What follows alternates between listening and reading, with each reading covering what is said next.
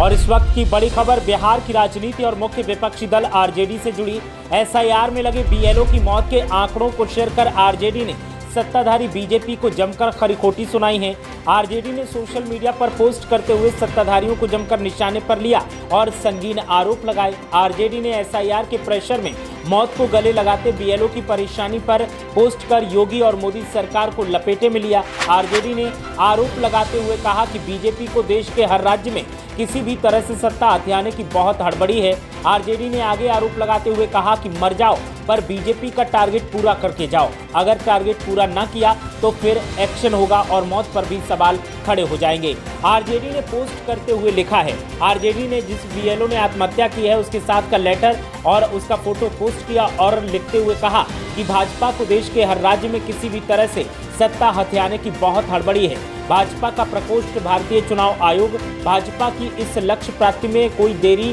कोताही, अड़चन या विरोध सहन करने के मूड में नहीं है। मर जाओ पर बीजेपी का टारगेट पूरा करके जाओ। उत्तर प्रदेश के मुरादाबाद में एसआईआर में बीएलओ तैनात थे जिनका नाम सर्वेश सिंह था। उन्होंने कथित तौर पर आत्महत्या कर ली। विश्व के सबसे बड़े लोकतंत्र में जिस तरह से तानाशाही और चुनावों में आयोग के अधिकारियों का सत्ता के साथ मिलीभगत और घालमेल हावी हो गया है, ये लोकतंत्र का बहुत ही घटिया प्रचार विश्व में किया जा रहा है। तो आरजेडी ने जिन मुरादाबाद में सर्वेश कुमार ने आत्महत्या की है उनका लेटर पोस्ट किया, उनका फोटो पोस्ट किया और पोस्ट करते हुए सत्ताधारी पार्टी को निशाने पर लिया है। बिहार में जब एसआईआर चल रहा था तब भी आरजेडी की तरफ से तमाम आरोप लगाए जा रहे थे, लेकिन जिस तरह से एसआईआर को लेकर उत्तर प्रदेश में बीएलओ के ऊपर प्रेशर बनाया जा रहा है, दबाव डालकर उनसे काम करवाया जा रहा है, उससे बीएलओ काफी परेशान हैं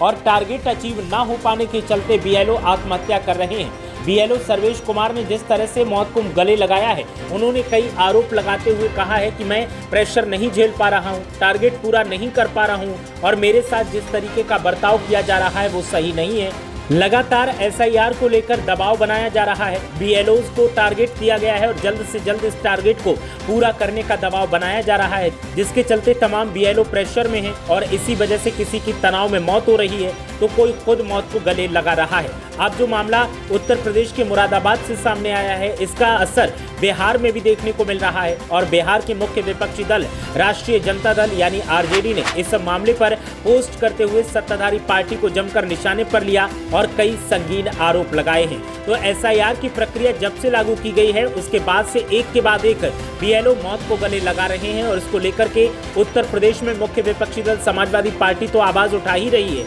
तो वहीं अब बिहार में भी मुख्य विपक्षी दल आरजेडी की तरफ से सत्ताधारी पार्टी को घेरते हुए चुनाव आयोग की भूमिका पर भी सवाल खड़े किए गए हैं और आरोप लगाया गया है कि चुनाव आयोग भी सत्ताधारी पार्टी के इशारे पर अधिकारियों पर लगातार दबाव बना रहा है और इसी दबाव के चलते तनाव में कोई मौत को गले लगा रहा है तो किसी को अटैक पड़ रहा है और बीएलओज की असमय मौत हो रही है, जिससे उनके परिवारों पर आर्थिक संकट गहराता जा रहा है। जिस तरीके के जब से मामले सामने आए हैं और इन मामलों को लेकर राजनीति लगातार हावी दिखाई दे रही है, तो उत्तर प्रदेश के मुरादाबाद के इस मामले को लेकर बिहार की मुख्य विपक्षी दल आरजेडी ने सत्ताधारी पार्टी पर निशाना साधते हुए कई आरोप लगाए हैं और जब से आरजेडी ने ये पोस्ट किया है उसके बाद से बिहार की राजनीति में उबाल देखने को मिल रहा है।